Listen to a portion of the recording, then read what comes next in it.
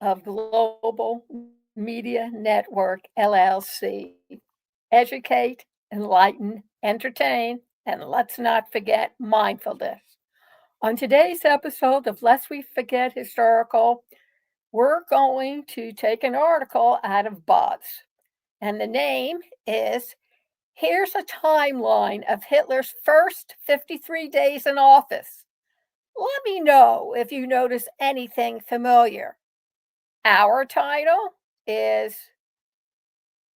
Remember Hitler's First Days with your host, Lillian Cauldwell. So today we're going to give everybody a brief overview of how Hitler took over in the first 53 days after being elected to become president of Germany. As the headline underneath says, the Nazis would use the electoral process of democracy to destroy democracy. Question, does that remind anybody of anybody recently who's been voted into office? The article goes on to explain that recently some US politicians have pointed out that Adolf Hitler dismantled a constitutional republic in 1 month, 3 weeks, 2 days, 8 hours, and 40 minutes. And they drew comparisons between Nazi Germany and the current US administration. If you're wondering exactly how things went down back in 1933, you're in luck. We're going to lay it all out for you. On January 30th, 1933, Adolf Hitler was appointed the 15th Chancellor of the Weimar Republic. And this was the end of the World War in 1918. Well, we didn't have any world wars, unless you consider tariffs as being a war, and then you can count this in.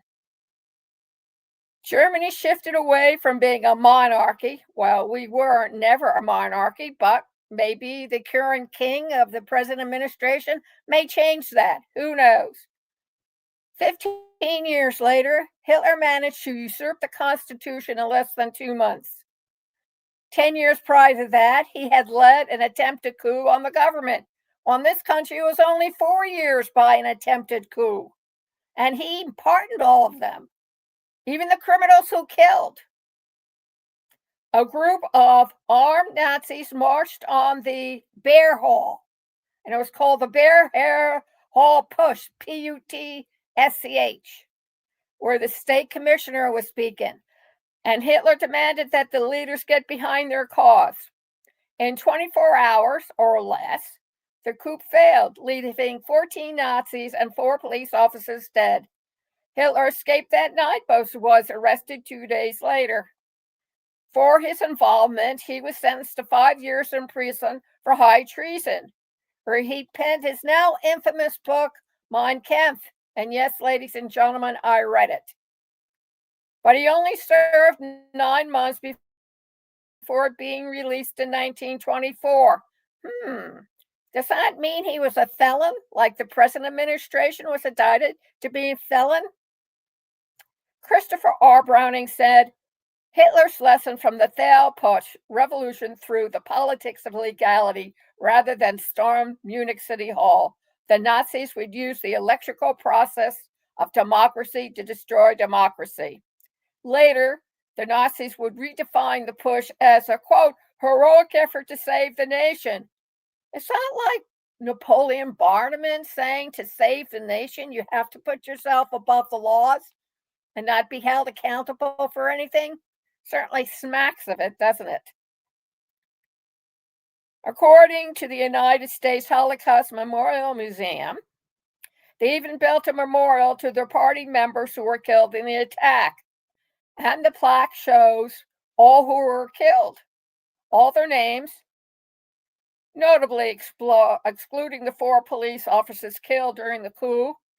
That's what we did with the coup on Washington, D.C. when the nameless one refused to turn over his power base to Biden. My, how history does seem to repeat itself.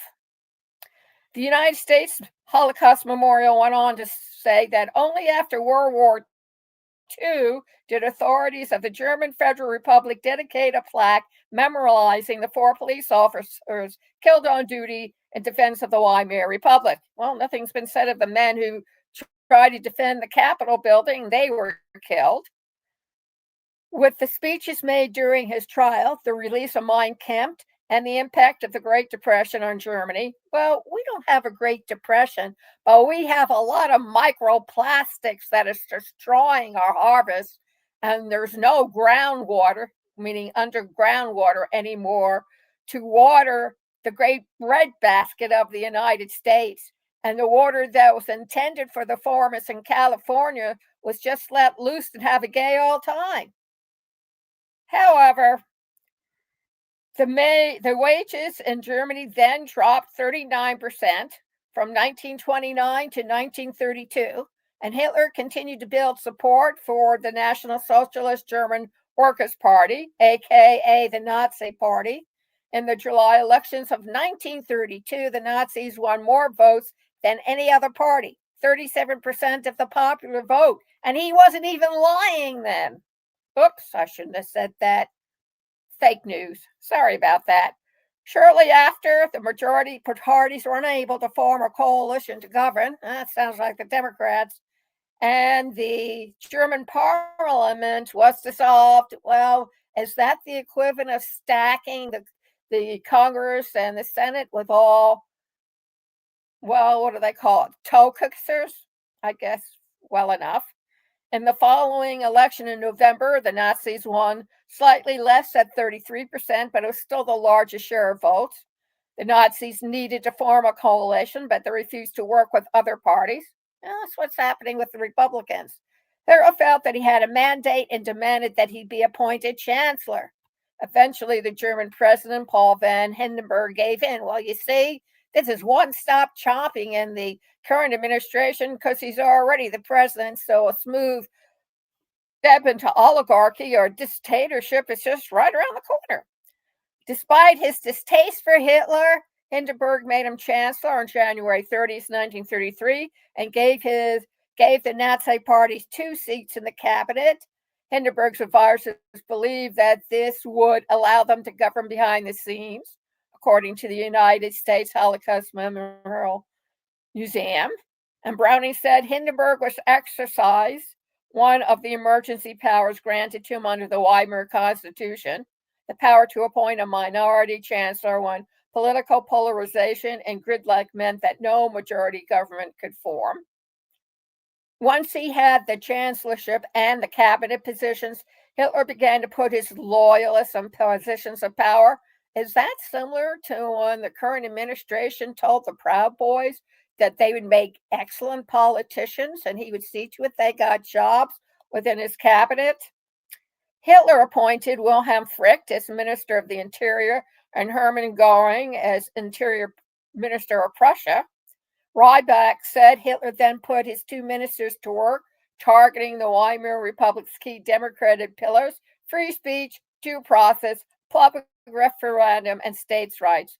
Yeah, I think the current administration is right on target with what they're doing, trying to get rid of CNN and MSNBC and shutting down all the newspapers and lawyers.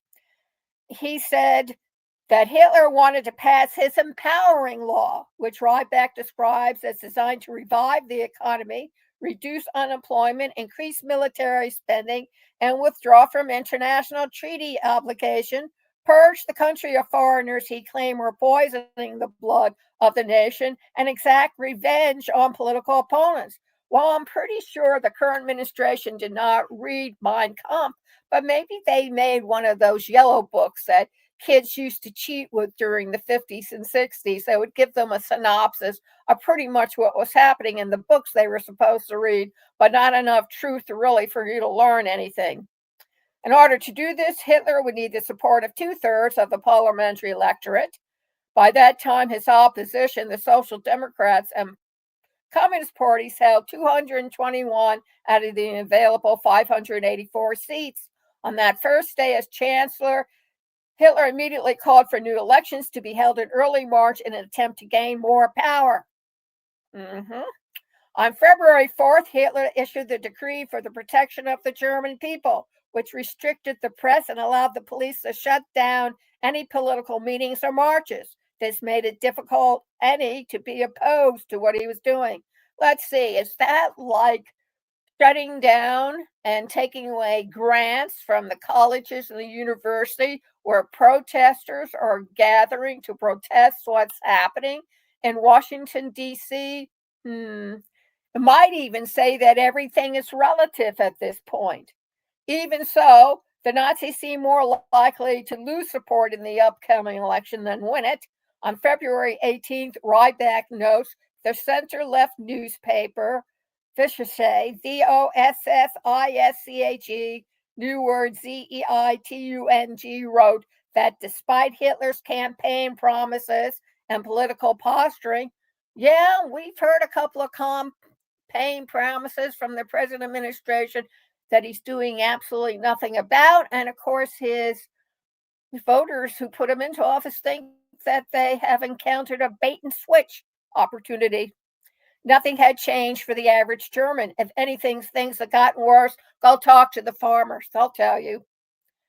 Hitler's promise of doubling tariffs on grain imports had gotten tangled in complexities and contractual obligations. I wonder if that's the same thing as the tariffs on the alcohol coming in from Canada or the alcohol that would be coming in from France. But everything changed on February 27th, 1933, 6 days before the election, when an arsonist burned down the building. Though the origins of the fire are still unclear, in a propaganda maneuver, the coalition government blamed the communists, according to the Holocaust Memorial. Is that like shutting down the U.S. government? Only they managed to pass a bill because they decided that to shut down the government would play right into the hands of the now current administration. Now, the communists blame the National Socialists, and the National Socialists blame the communists. A 23-year-old Dutch communist, Marinus van der Lubbe, was caught in a flagrant, but the Berlin fire chief, Walter Gemp, who supervised the firefighting operation, saw evidence of potential Nazi involvement. And according to Rudolf Dahls, head of the Prussian political police, when Hitler arrived at the scene of the fire, he said, "There will be no mercy now. Anyone who stands in our way will be cut down." Gee, that sounds like something our current administration just finished saying. The German people will not tolerate leniency. Every communist official will be shot where he is found. The communist deputies must be hanged this very night. Didn't somebody from the administration say the same thing? They missed hangings. Everybody in league with communists must be arrested. There will no longer be any leniency for social democrats either. I say lump everybody together in one piece. The following day, the decree of the Reich President for the Protection of People and State, aka the Reichstag Fire Decree, was signed into law by President Hindenburg. And the decree permitted the restriction of the right to assemble, freedom of speech, and freedom of the press, among other rights. The regime was free to arrest and incarcerate political opponents without specific charge, dissolve political organizations, and suppress publications. It also gave the central government the authority to overrule state and local laws and overthrow state and local governments. Hey, can you hear me out there? Is anybody listening? Keep your ears open. There's more to come. With the decree in place, the government began to arrest members of the opposition parties, naming the communists who they blamed for the fire. Within months, they had also destroyed the free press, and the Mainz Party daily newspaper of the Nazis had a circulation of over 1 million people. On March 5th, the elections went forward as planned. The Nazis won 44% of the vote, with the Communist Party banned from participating. Hitler can now form a majority coalition. Hindenburg accepted Hitler's new power, signing a decree that allowed the National Socialists swastika banner to be flown beside the old German imperial flag. He also allowed Hitler to create a cabinet ministry position called the Ministry of Propaganda and Public Enlightenment. Yeah, Musk is in there, isn't he? Where Hitler appointed Joseph Goebbels. Ryback added that on March 21st, a decree was issued amnestising National Socialists, Nazis, convicted of crimes including murder, perpetrated in the battle for national renewal. Men convicted of treason were now national heroes. On March 23rd, the Reichstag delegates met across the street from the burned ruins of the Reichstag and the Kroll Opera House. Hitler brought forward his aforementioned empowering law, now called the Law to Remedy the Distress of the People, the Enabling Act. Is that like Make America Great Again? The Communist Party had been banned, vacating 81 seats. 26 Social Democrats who were detained in so-called protective detention in Nazi-controlled camps. This left the Reichstag without a large number of voting members present. Although all Social Democrats voted against the bill, the rest of the members voted in favor of it, provided the required two-thirds vote, and it allowed Hitler to enact laws that violated the Constitution without the approval of Parliament or the President. For those who are interested, they can go and pick up on the article. I think that you really don't need it all spelled out for you. I know that most of you have a third grade education and therefore you should be able to read it okay. You can also find the full coverage and conversation on politics. So, this is found in BuzzFeed Daily Newsletter, and it was posted 23 hours ago. So I want to thank you very much for joining us, and lest we forget historical and remembering the timeline of Hitler when he took over a democratic country and reduced it to his dictatorship. There's no other word for it. Thank you very much for listening. This program is brought to you by AIwithlillian.com. Go over, learn how to use art of intelligence with Ruby AI. Take a look at the page, see a demonstration, and then sign up for a monthly subscription. You won't regret it. In the future, when you can say, "Where's the beef?" you know it's with AI with Lillian. Also brought to you by a new service called Conscious Research Solutions, where we help you with basic research capabilities. We provide to you the URL, a bibliography, key points, phrases, and words, plus a summary of what you asked us to research for you. We offer a free 15-minute conference call. And in the end, if you agree, you sign a contract and you fill out what I want researched. You pay up front and tell us the time frame, and away we go. You can see this all over again at passionatworldtalkradio.com for our new services. And for AI with Lillian, there are several blogs devoted to explaining what Ruby AI is. We want to thank you very much for joining us today, and please share this video with your friends. Our current administration has been in for 50 days. Compare what you've heard today with what he has orchestrated, and then decide what you're going to do. May I remind you, the Nuremberg trials was all about what Hitler did and his henchmen. Go see the movie. It's fantastic, and it points out some things to you that you may wish to bury your head in the sand about. Thank you very much for listening, and remember, please keep listening. Thank you.